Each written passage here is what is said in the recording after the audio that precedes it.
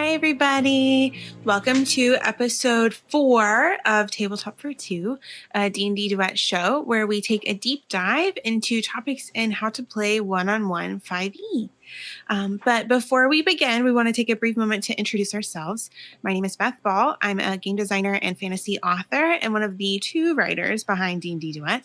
Joining me this chilly February evening is Jonathan Ball, a game designer and educator, and as you've probably guessed, the other half of D&D Duet. So our work for 5th edition Dungeons & Dragons centers around adventures and advice for playing one-on-one D&D, so you can create a whole world just for 2. And if you'd like to learn more about this special playing style or find adventures to help you along your way, you can go to dndduet.com and find those things there. And then you can also follow us on socials, on Twitter at DnDDuet, and on Instagram at DnDDuet. And hello to friends in chat. We're so happy you guys are here. Yeah.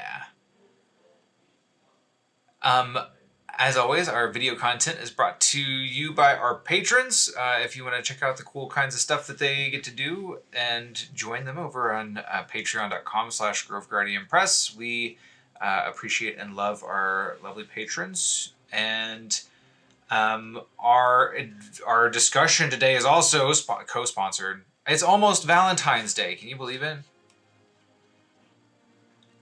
We just had my birthday, so that means it's almost time for Valentine's Day. Honey, Valentine's Day is in 2 days. That's how you know it's just...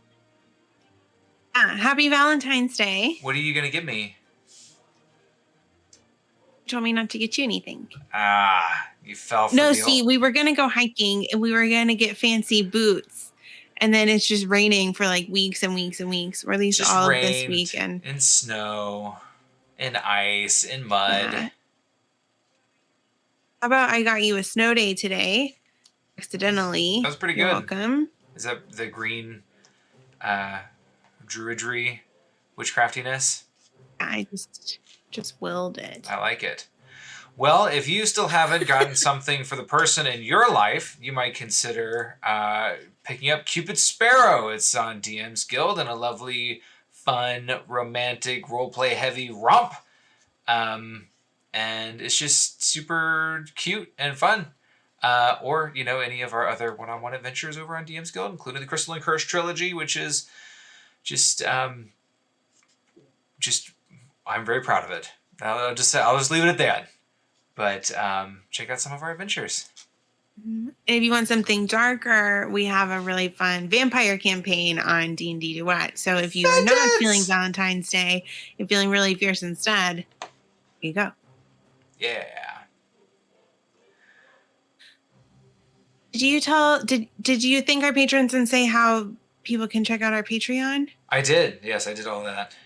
Okay, I'm so sorry. I'm very responsible. I got too excited about our hiking trip plans. Okay, are you ready to dive into tonight's topic? Do it. What are we talking about? So, in this episode, we are covering strategies and processes for researching D&D encounters. Yay! We have a video on the channel already for scaling combat. It's a question that we get pretty often for one-on-one D&D, which makes sense. Friends on YouTube, we'll link to that in the show notes, or maybe get a range of fancy pop-up, right? That's like, here's the video. I'm sure that that's something that happens. Okay, we can figure that out. But this is another one of those topics where it can actually be kind of difficult, especially if you're just getting started, because there are so many resources and there are so many creatures, and all of this availability can be kind of overwhelming. That was definitely the case for me when I was first starting DMing. I was like, where do I start? Googling around, and I find these super long blog things, or like this, I couldn't quite understand the organization of this other thing. And like, especially when you're new to D&D, you're wading through a lot of terminology that you may or may not be familiar with. So today we're here to help you with that. And if you are experienced as a DM, I'm hoping that we'll have some things to help you guys too. But during our discussion today, we're going to kind of try to streamline the process for designing an encounter and kind of provide you with some of the elements to think about when you are prepping your session, such as the PC's environment and your objectives for the encounter. Oh, So, to get yeah. us started, honey, Mm. what is an encounter in D&D? So most often people just immediately go to like, oh, you're fighting something, right? For an encounter, your characters are encountering a goblin on the road, and like how do things play out from there? But I think that we do ourselves a disservice if we're only talking about combat encounters, and I think that we need to kind of zoom out a little bit and think about combat encounters, yes, but every combat encounter is also a role play encounter, or you can Mm-hmm. just have a role play encounter. Um, and then, like the characters are also encountering um, the environment and the area that they're exploring in and adventuring too. So I really think it's whenever an encounter at the end of the day, to me, is like, what kind of problem are you putting in front of your people? Whether it's a ferryman that doesn't want to take the party across, or it's a manticore, or it's a boulder rolling down the winding caverns of a lost temple, right? Like, it's all encounters, really. And I Are think all three of that's those things in conjunction working against the party in a coordinated way? the ferryman's like, you shall not pass until you go get me the head of a manticore out of that hidden temple. Guess what happens next? So that's how I usually think about encounters, but I want to kind of cycle back a little bit, and I would love for you to go into a little bit more detail. Like, when you first started DMing, how long did we play together before you started DMing and started looking into encounter design? It had been a few months at least, because we started playing um, March of that year, and I think it was that summer when I started DMing. And we've been playing every weekend leading up to that, but still, I think just a few months before I started looking into running some small side sessions for you. Mm-hmm. And so, like, you already mentioned that it was difficult and overwhelming to like Mm-hmm. approach encounter design. What are some factors? I mean, just like you were saying, the number of options. It was that a little bit, or like even if you just pull out the monster manual, there are so many different creatures in there. But I wanted it to be one of the encounters to be creative and not just like you run in and then you kill the 10 orcs, or as Chad is suggesting, all the befriending the goblins, adopting the goblins. I didn't want it to be just like murder hobo-y running around, but I wasn't sure how to go about designing a creative, interesting encounter that would move the story forward. So I get like, okay, I can find a random monster and stick it in front of you, but how to embody that monster in a way that is intelligent and interesting, and how to set it up in such a way that it would be engaging, that you would have lots of different options of how to kind of interact with the creature. You wouldn't have to just fight it if you didn't want to. Mm-hmm. All of those things. It was like those kind of options start to pile on top of each other too, where you're like, okay, I could wrap my mind around the CR ranges and those sorts of things pretty early on, but it was still, even if I'm like, okay, I want somewhere between CR3 and CR5, still, and I want to set it in a forest, that's still huge in terms of the things that can be there and why they're there and how they've kind of set themselves up for success in this particular region. Why aren't they just going to run away from the party? Look at these people with all these swords. I don't want to deal with them. Yeah, that's a huge thing to consider, right? Like, why is this person or this monster or this beast going to run across this party and be like, I'm gonna eat you, right? Like, there's got to be easier calories than a party of magic wielding adventurers. Mhm. You really like combat encounters specifically, and I could wrap my mind around dealing with a difficult NPC whose goals aren't aligned with the party. That was pretty easy for me to figure out, and then it just became a matter of tweaking mechanics in a way that was useful and making sure that they had short and long-term plans that were going to be interesting across a narrative. But it was especially the intelligent creatures and monstrosities who have goals, desires, families of their own, and then how do I present it in such a way that's not like the red dragon catches the village on fire? What are you going to do? What could possibly be in it for an adventuring party to go get a red dragon that's sitting on a pile of treasure, right? Like, there's no treasure. uh-oh. Boom, That's twist. probably why he's so upset. But yeah, I mean, like there are so many things to consider, and to make it not feel like forced, like, oh, all of a sudden you're fighting a thing because it's combat o'clock, right? Like, yeah. I forgot it last session, so it's time. Yeah. So speaking of combat encounters, what are some of the things? Really briefly. Oh, no, you go ahead. No, you go. I was just going to. I accidentally cut off your introduction for me to say it. So we were going to talk about some best practices for one-on-one D&D while we're here mentioning combat encounters, because these are things that you're going to want to keep in mind as you're designing an encounter specifically for duet style games. So, honey, you have like such a good explanation for these. It's always like brief and put together. Do you want to walk us through best practices? Here, I was trying to like bat that one over to you, but yeah, sure. I think that a good practice for one-on-one encounters, usually you're playing with a smaller party if you're playing with one DM and one player.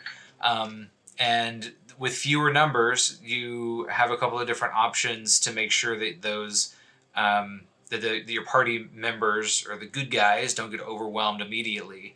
And one of the best, and I feel like most believable ways to kind of tailor combat is to consider waves of enemies that are coming in, almost like a terrific Bruce Lee, Jackie Chan movie where there are like 30 guys that he's got to fight, but they kind of come in one at a time, and that it works in a lot of D&D scenarios, and you can kind of like mentally justify this kind of behavior by, you know, like they're fighting in a crowded space, right? People are swinging around big swords. They're not all going to just dogpile somebody and stand, you know, all the way around a PC and just keep rolling until they're dead.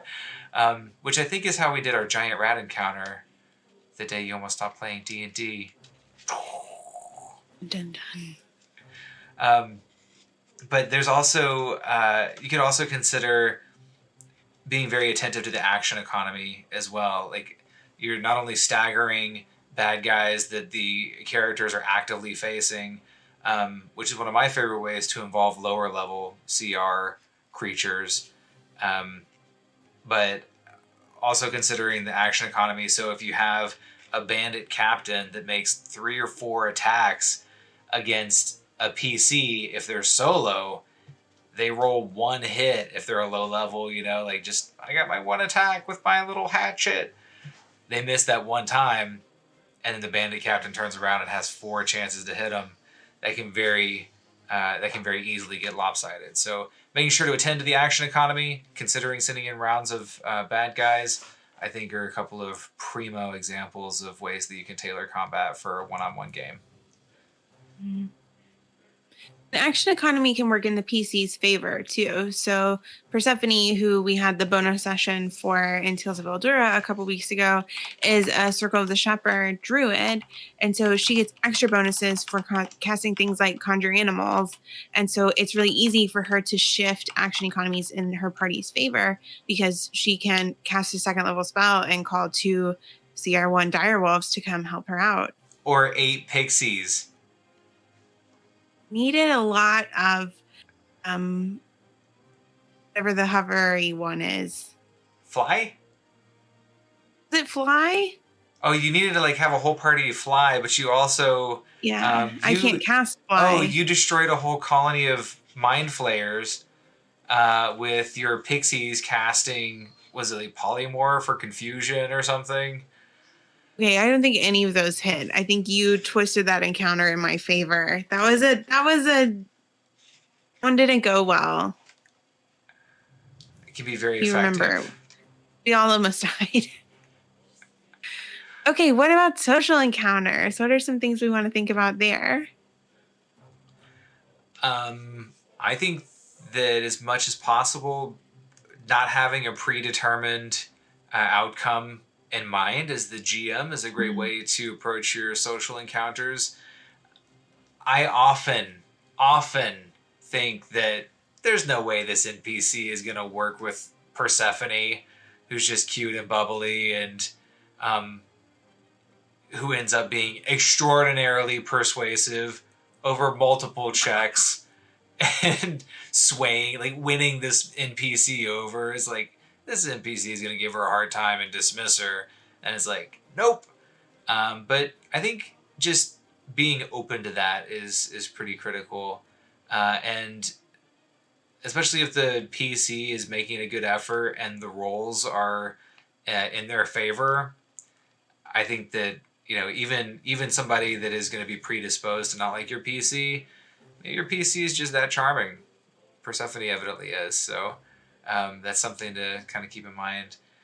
Um, and yeah, do you want to add anything to that, honey? Well, so I was going to ask, are all social interactions outside of the party, would we consider all of those to be social encounters, or does it kind of depend? Would all encounters outside, like with NPCs, be considered social encounters? All interactions be considered a social encounter? Or would you make social encounters are like, are we using encounter in this way to indicate something where there's going to potentially be a misalignment of goals with the party? Like they go in to buy supplies, that's not really a social encounter, that's just like a necessary interaction, or is that a social encounter? I mean, at our table we always run those as social encounters. Like, you talk and barter with, and there's like a little, if you pushed any of the random shopkeepers whose names I just pull out of thin air when you go shopping, like, they would eventually choke out an awkward and probably generic backstory. But like, I think that those can still be revelatory, right? And so I think they still count as social encounters. But I think it's going to depend on the table, right? Like, um, if you want to not spend a bunch of time going around shopping, like, to me, I perceive that you like that as a player, to like have the discussion with the shopkeeper and have like that interaction. Um, so that's what I'm going to provide. But if I was running a game with a table of people who are just like, let's pick up, here's a laundry list of things that we need. It's going to be this much gold. Can we just, like, they wanted to get on Mhm. with it, then you know, I wouldn't play it out. But I think we usually Yeah. run shop encounters and things like that, or like securing transport, or, I mean, am I accurate in thinking that you enjoy those things? I don't actually think we run them very often. I think it depends on the thing. Mm-hmm. That might be like a side conversation.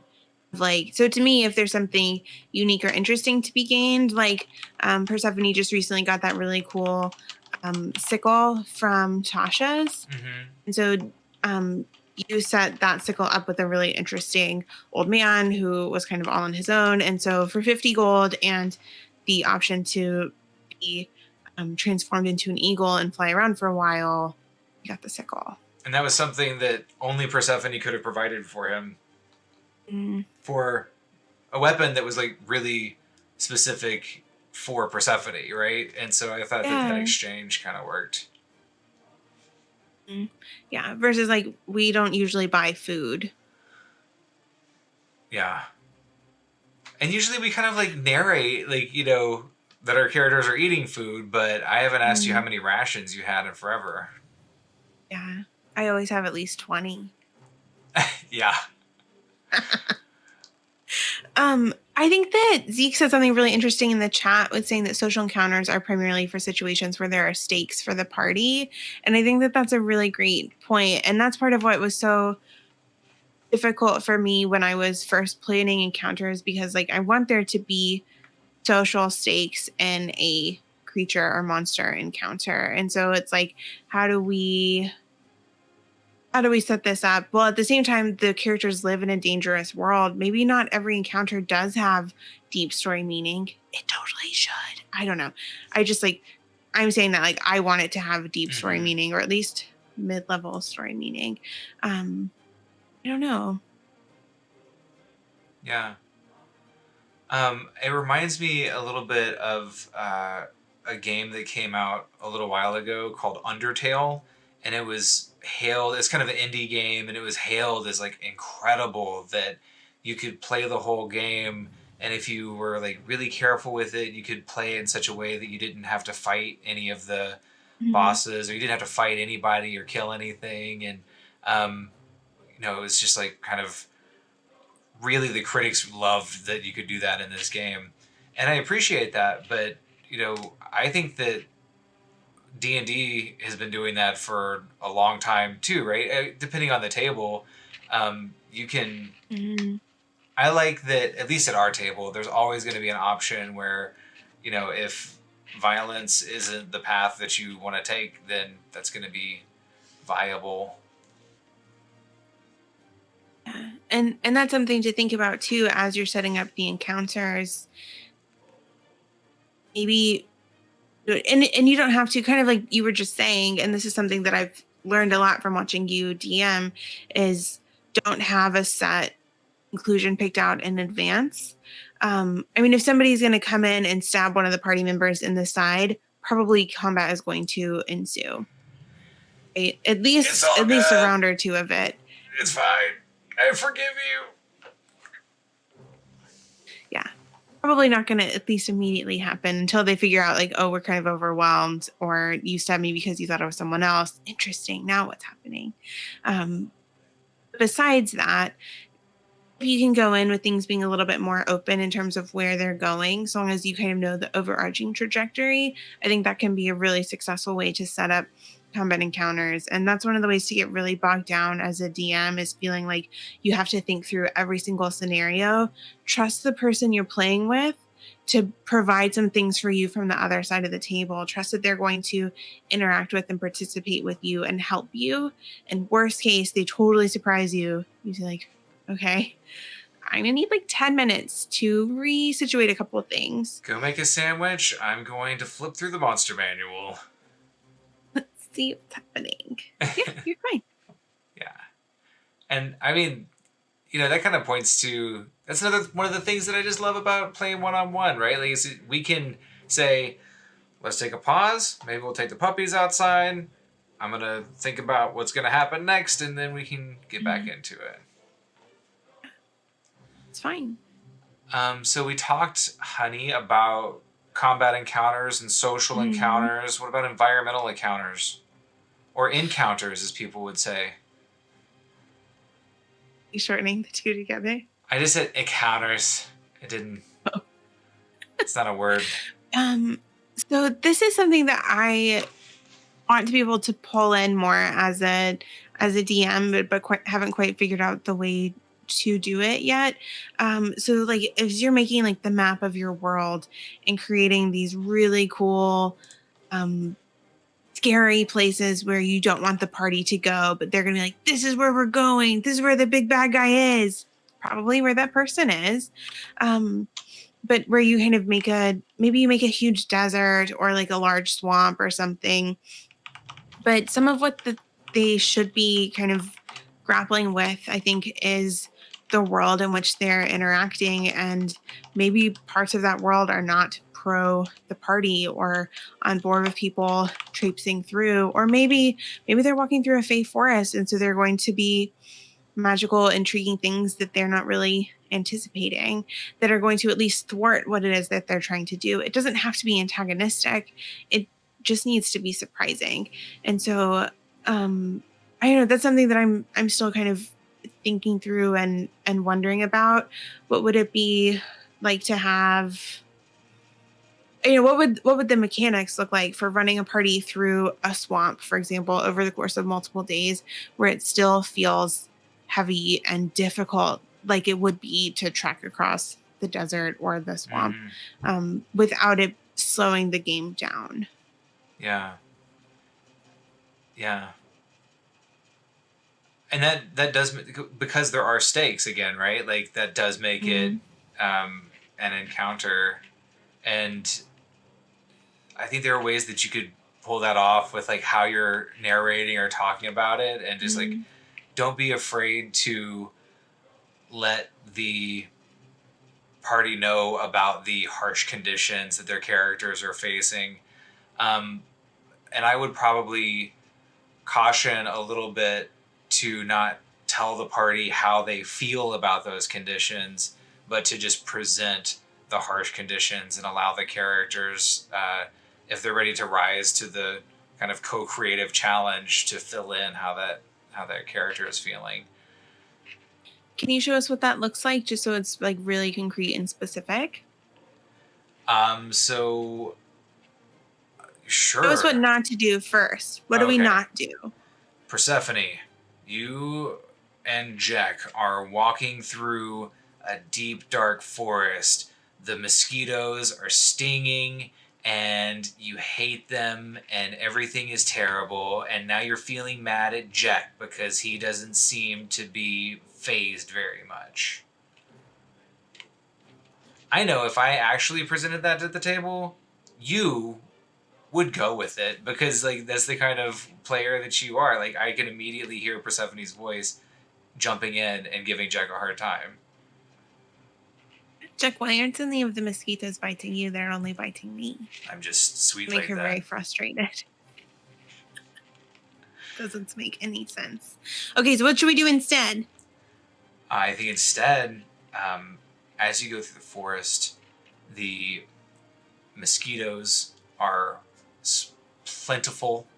The heat is palpable. It's humid in such a way that your clothes are sticking to your body. And I would just describe the situation and then let Persephone Yeah. write in how she feels. So at that point, I don't know if because I could totally see Persephone working the clothes sticking to her body as like I'm rocking this, or I can see her being miserable, and so I'm just like kind of lobbing that ball into your court. But I would also be, if I was really making that like a stake filled encounter, I'd also be like, as you're walking through, the bugs are droning, the heat is miserable, blah blah blah blah blah. I might describe something else, and then like, oh, there's something over there. Roll a Constitution saving throw. And it's like, you don't know if you're rolling it for the heat. You don't know if you're rolling it for the Mm, exhaustion. Maybe you have diphtheria now. maybe it's for the bugs, or Yeah. So I think that's something. pass through some sort of poisoned area. Dexterity saving throw for quicksand. Now you're close. Even if you save, what if you jump? Like, what if you drop in? You crawl out. You're so all gritty. It's no good. See that scene in The Princess Bride. Exactly. But what you were saying too, you were talking. Stop me if I'm wrong, but you were talking about not having like a pre-planned answer Mm. for a given situation. And I think that that's great. Like, put your party in a situation where you, as the GM, don't know how they're going to get out of it. But if that is going to be the case, you've got to be ready to roll with what the party is putting down. Because I can't put you in a stone room with 4 walls and a lava ceiling and a spike floor, and that's literally it, right? Like, because that's all I wrote down. I'm gonna have to work with you. Like, oh, I investigate. Are there any cracks? And you roll poorly. Well, there's not any cracks around. What's above me? Oh, take a look. There seems to be something. Like, is the lava real? As a GM, I can be like, well, roll an Arcana check. Lava on the ceiling doesn't sound right. You did pretty. Okay. The lava, right? Like, so you have to be ready to roll with it if you're gonna have a situation that that you don't have a plan for. Like, I can definitely see, because there are all kinds of GMs out there, right? I can definitely see a GM being like, okay, here's a situation I don't have an answer for, but if they're a super literal person and they're not ready to meet the party halfway in that co-creative process, then there's everybody's been set up for a bad time. That's certainly not what we were advising. Right, because we want you as the GM, especially in a one-on-one game, to be working with your player. You guys are on the same team. You are pulling for the PC as much as the player is pulling for the PC. Absolutely. Do you want to talk about boss fights? We have. I don't know if I have something like really specific to say about boss fights for encounters, other than that, this is where you can kind of roll all of those things in together, where you have the social aspect, you have an environment, you have definitely the combat. How can you kind of work with those things together? A huge thing that I remember to do like a third of the time, and I forget and wish I did the other 2/3 of the time, excuse me, is to have some lines of dialogue prepped for your bad guy. And to note in the initiative order a little symbol, like just a little speak box is what I write in the initiative, to remind myself that this is a fight where, you know, these people are going at it. If it's a boss fight and it's like this whole big ordeal, there's going to be some words flying back and forth. Even if my bad guy isn't speaking in a way that my characters understand, what are they communicating with their actions? If it's a zombie, you know, how can I give some feedback to the players about what's going on with their actions, right? Or if I can't do that with the bad guys, I need to remember to do that with my GMPC. Have them say something, right? Like, it makes combat so much more immersive and interesting if it's a combat encounter and a social encounter at the same time. And so, just a little tip that I wish I took my own advice more about, but just drawing in a little, you know, speak box in the initiative order just to cue yourself, like, oh, they're going to be saying stuff.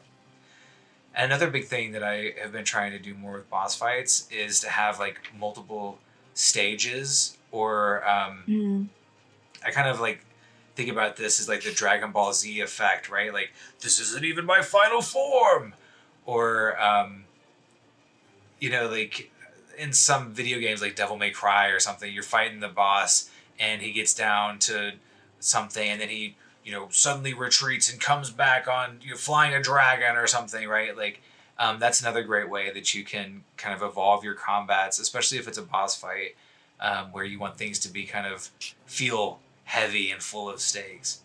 And really, if your one-on-one table is anything like ours, your players aren't probably getting nearly the, you know, 5 or 6 encounters or whatever that the book calls for like an average adventuring day, which is insane. Like, I, you know, I've never played at a table where it was like 5 and 6 encounters and before there's a long rest. But if you have multiple stages, that's another way that you can provide a continuous drain on party resources to make the decisions feel more meaningful. If I blow my 4th level spell, you know, in the first round, then when he comes back flying on a dragon, I'm not going to have that, right? And then one last thing too, like when you're evolving those boss fights, then also thinking about like the stage changing too. Like, honey, you remember we were in Gauntlgrim, and the first thing was like this freak explosion, and our party was fighting on a ledge, where there was just a chasm, and there were some like fire spurts from coming from the forge pipes or whatever, and that was the first stage.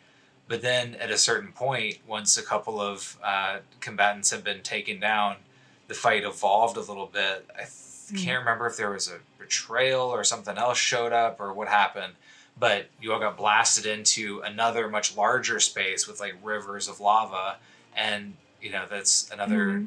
And the spot where we were standing collapsed.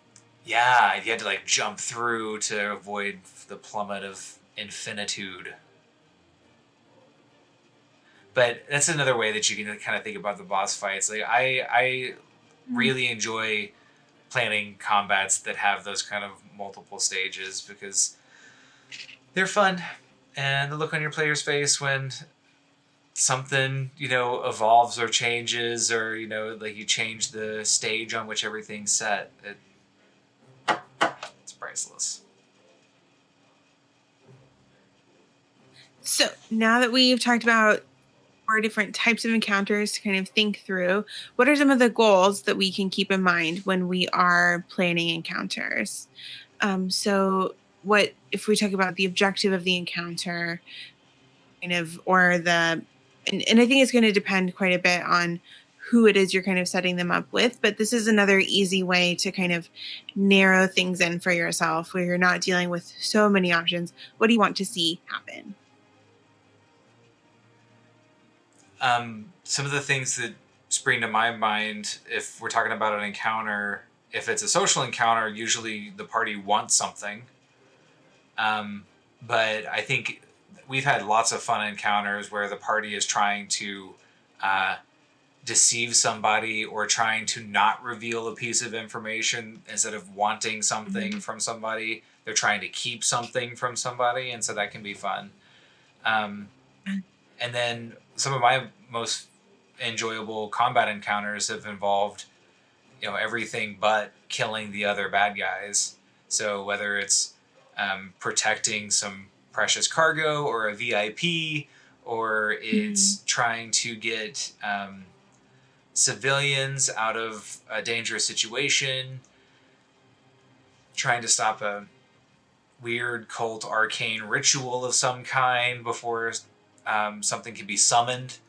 Remember the Goatman den? Yeah. Yeah, that was pretty intense. It all smells so bad. But yeah, I mean, I think it's almost always going to be more interesting if the goal of the combat isn't reduce these bad guys to 0 HP. Which is fine. It's one way to do things. But it does kind of, if the whole point of the combat is to reduce the things to 0 HP, then you've kind of put the whole situation in a box, and you've kind of limited yourself in a way that we were talking about, thinking about avoiding.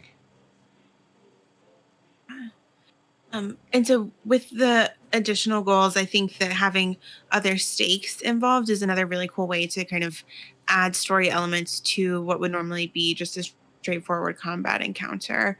So whether that's fighting a pack of werewolves where you're trying to not get bitten, on top of dealing with the werewolves, maybe you're trying to protect someone who you don't know if they've been bitten or not. You just met them and they asked for your help.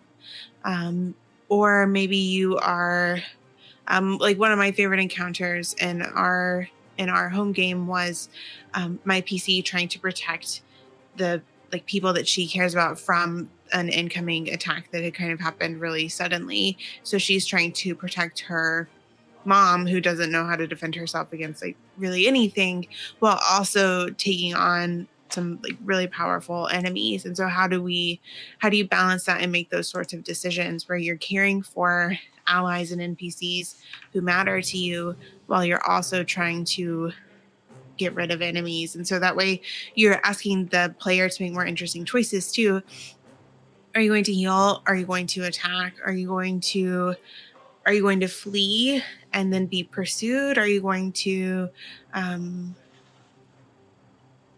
I don't know what else you would be doing. Anyway, there's so many, again, it's like there's so many things that what is it that you want to do? I really want to know what a swearwolf is. Right, so friends who are listening to the video and can't see the chat, Zeke added that we have to watch out for swearwolves in addition to the werewolves. I think that's really funny. I was thinking about the what you just kind of clarified too. Like D&D is such a game about choices, and so whenever you're presenting a player with more choices, especially if, you know, like there's tension between, if there's tension in that choice, then you're going to have a more interesting, more compelling time, right? Like, you know, do I, yeah, whenever they can have more weight, it's going to be good times. Yeah. One of the things in fiction, at least, if we're kind of thinking about situations to put in front of our protagonist, as you're trying to help the character grow, one of the things that you want to think about is how can they, like, what would the best bad choice be, where your character is in a situation where there's not a good option, but they have to pick something. And I think especially for higher tier, not higher tier in terms of adventures, but higher tier in terms of the narrative stakes and where you are in a particular arc, if you can set something like that up where maybe that's kind of what we're saying too, with maybe don't have a ready-made solution. There's not a best or a right answer. There's not a way for the player to get out of the situation where there's no loss of life or no collateral damage. Something is going to be spent, because if you have good bad guys, depending on the type of campaign that you are running, you're not going to be able to come out unscathed, especially if we're looking, if you're running a campaign with like the BBEG, who's far ahead of the players, especially when they're getting started. There are going to be times when they, despite their best efforts, things don't go their way. And those moments suck and they're really hard, but those are really important in terms of the story, in terms of the PC's development. And so I say that, like, it's one thing to do as a writer. We have to be really careful with that at our D&D table, because you want to be cautious about the situation that you are putting the player across from you through. And so we are always for kind of stopping and having conversation. Hey, is this okay so far? That kind of thing. Totally fine to do. And I'm definitely not advocating for boundaries being crossed or anything like that. But best bad choice can be really dramatic when you need it to be. Yeah. So, honey, do you want to talk about where we get inspiration from for encounters? What are some of your favorite resources? Yes. Where do you turn? So really fast before we do that, can I do like the 2 bullet points right above? You can do whatever you like.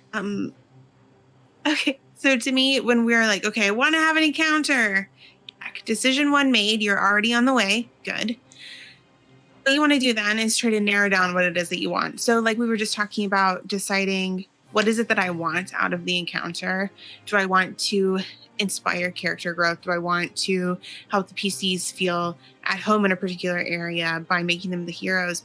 Do I want them to feel welcome somewhere by putting them like on the wrong side of the law, for example? A couple other things you can do are thinking, where do I want this encounter to take place? And I think that's kind of one of the easiest things to start with, is starting with location. And then maybe you want to think about creature type. So if you're unsure, maybe there's a particular type of creature that's recurring across your campaign. That might be fiends and celestials, that might be undead, that might be monstrosities. If you're not sure, maybe have a go-to type of thing, or maybe don't, I don't know. But it can be, again, we're just thinking out ways to kind of narrow down the options so that you can make a good decision with all the resources available to you without feeling overwhelmed as you're trying to make that decision. Yeah. So resources, there are so many, and I think that they're really fun. And we'll have all of these in the show notes. There's also a blog post that we'll link to in the show notes so you can see all of them. But I just kind of compiled a list of some of the ones that I use when I'm planning. One of my favorite sites for D&D session inspiration is D&D Speak, which is a site that it's for D100 lists.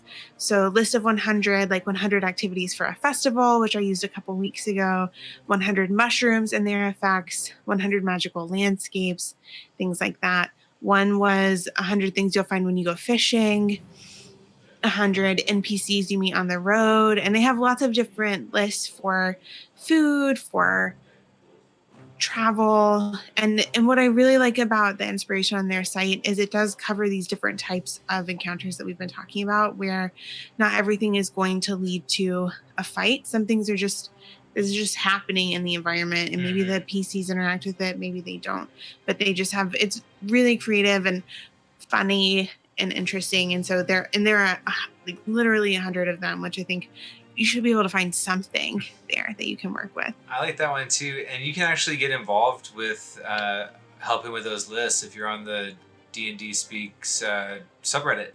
So like they'll have, that's where those lists are generated, right? And so like if you're on that subreddit, then you can, hey, somebody will say, give me 100 things in the arc phase pocket, right? And people just kind of, you're crowdsourcing your list, which is really cool. Didn't know that was where they came from. That's really cool. Okay, other things we can do. Sites like Roll20, 5th edition SRD, so that's 5th SRD, D&D Beyond have lists of creatures by type, which is another way of planning encounters. Is it the monster manual that doesn't have the creatures by location index? Is that right? I think so. I think that was I think they eventually did something kind of like that in Volos, maybe, or maybe Xanathars. But so that's and I think that, like, anyway, it doesn't matter. It can be really helpful to narrow things down by where are they, and there are lists online where you can say D&D creatures that live in the forest, and you will find them. Yeah, super helpful. I also found, and this one I haven't used as much, but I used it quite a bit when I was first planning, and especially for this one arc that I did. Tribality had shorter lists for region-based encounters, and they kind of broke it down by types of creatures, but it was like a list of 10 with explanations for how and why you might want to use a creature in this particular way. So why there's this owl bear in the forest, and kind of how to use it in addition to what you might consider if you wanted to bring in a green dragon. And I thought that was really cool. I love that. Can I throw one in? Yeah. I am a big fan of KFC, Kobold Fight Club. So that's another place where you can sort creatures by CR range, type, and environment that you might find them. And then if you're like me and you have a bunch of third-party source books as well, then they have the majority of those. It's Kobold Press's tool, and so you can check, I want to use the monster manual, and I've got Prince of the Apocalypse and Out of the Abyss, and I've got Tome of Beasts, right? And I want to find all the creatures that are beasts that live in the desert, and it'll just list everything there. Super handy. That's really exciting.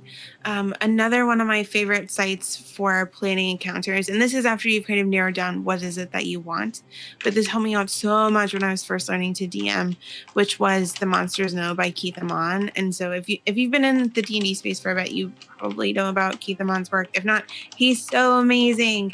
But it was hard for me, especially going from being the player to being the DM and thinking about putting something in the way of my party that's trying to kill, hurt, capture them, and running that thing well.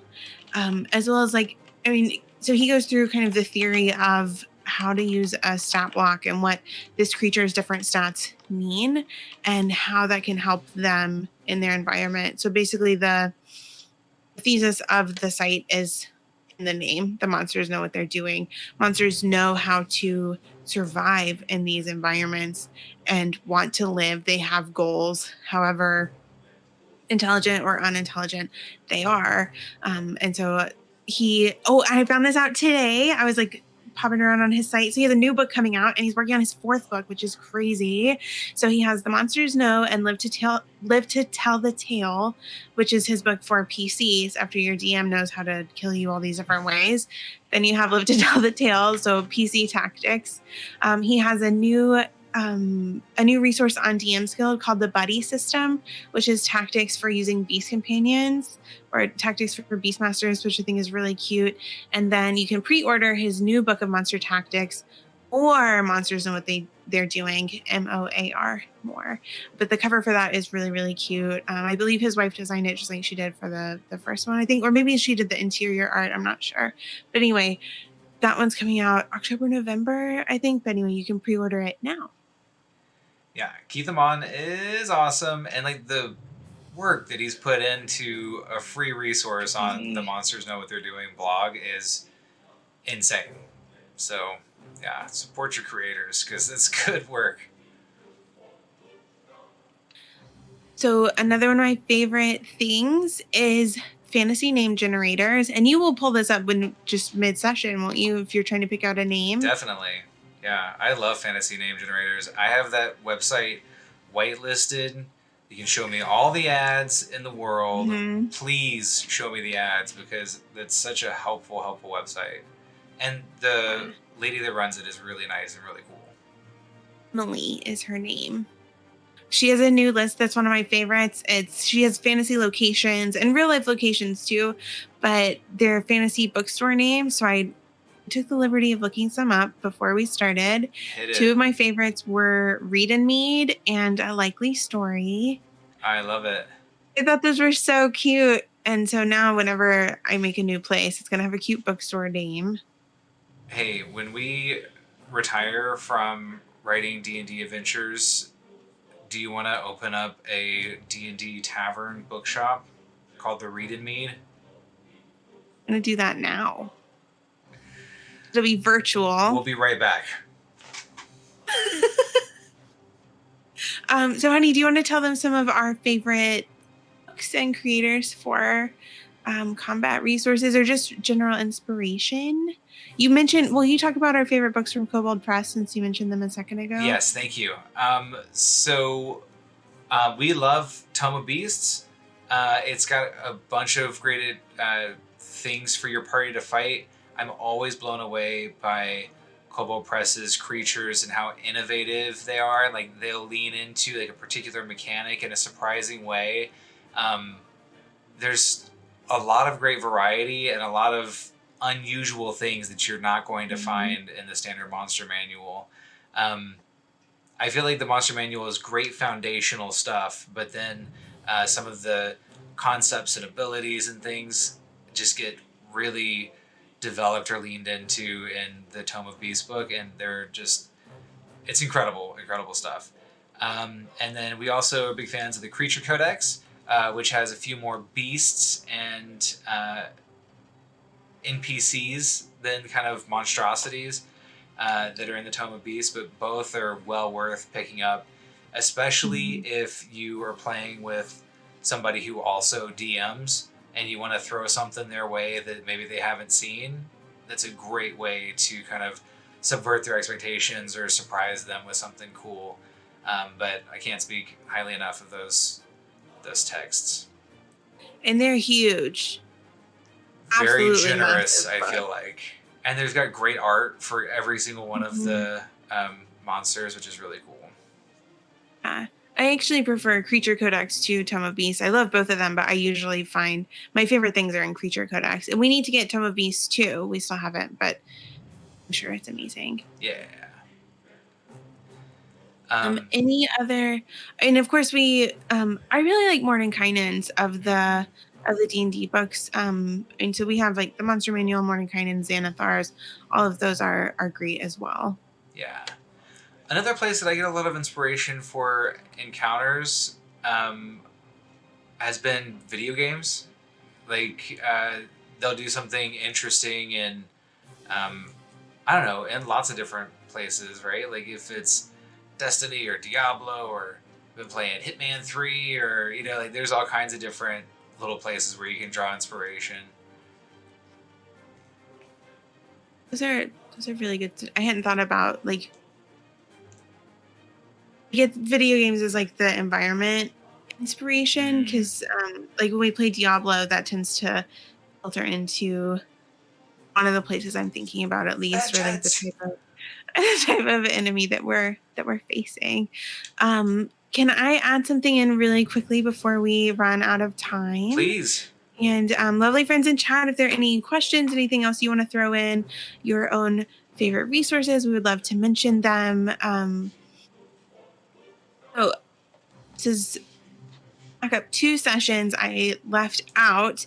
One of our lovely patrons shared some Valentine's Day kind of session ideas with us that I wanted to make sure to share with everybody too. And so if this is coming after the fact, maybe have a special end of February celebration, will be fine and fun.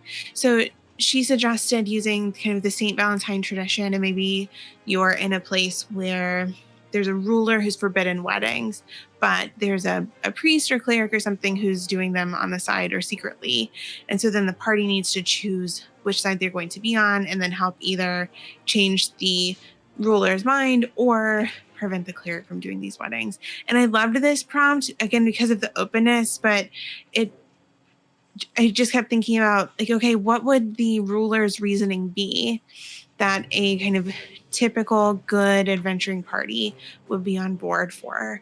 And I haven't come up with a really solid answer for that. I have like a couple ideas for why that could be, but I think that's such an interesting question.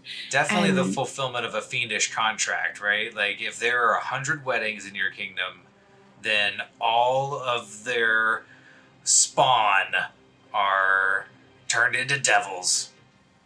Wow, I see. I hadn't even thought about that. Are you in a fiend campaign? Maybe. I was thinking about, like maybe there's something wrong where they, maybe they don't want people. There's something like wrong or cursed in the tradition was kind of what I was thinking. A curse laid on the land where 2 people wed would always wet the bed. You're so silly. No, I was thinking more like it would create a blight on the land where like there are no crops for 7 years. They could just deal with it their own homes. The ruler would be like, well, I'm not getting married. That's a bummer. And then her son suggested a Valentine's Day adventure where the food and water in a town that the party are visiting has been poisoned with love potions of some kind. And then the party needs to figure out what's going on without getting poisoned themselves. Or maybe it's like not a love potion, and then something more like a love potion would be the way to like fix it. So maybe they go to this town, everybody just hates each other and they can't figure out why until they start getting really agitated themselves. And then I don't know. I think there are a lot of fun possibilities there too. Yeah, and everybody needs to I told her that was a love potion. Just baseline. I told her that was similar to what we did it with Cupid's Sparrow. It's not love potions, but it's like weird potions where like people are behaving strangely and you're kind of trying to figure out what's going on. Yeah. So is there anything else that you wanted to throw in, honey? I don't think so, my love. Okay. Do you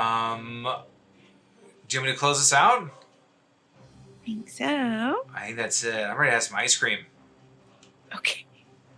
Friends in chat, thank you so much for hanging out with us tonight. Yeah, it's always so much fun. Thank you for joining us for Tabletop for 2.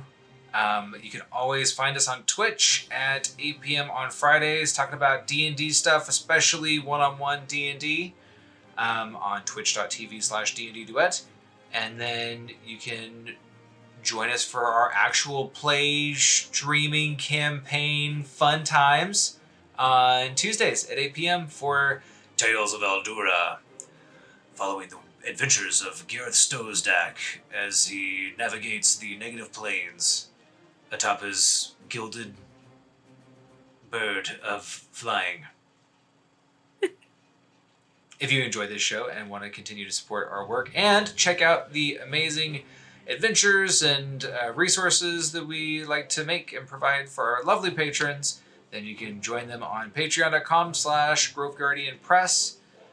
I think that's our show. Thank you all so much for joining us, and happy gaming. Happy Valentine's Day. And happy Valentine's Day.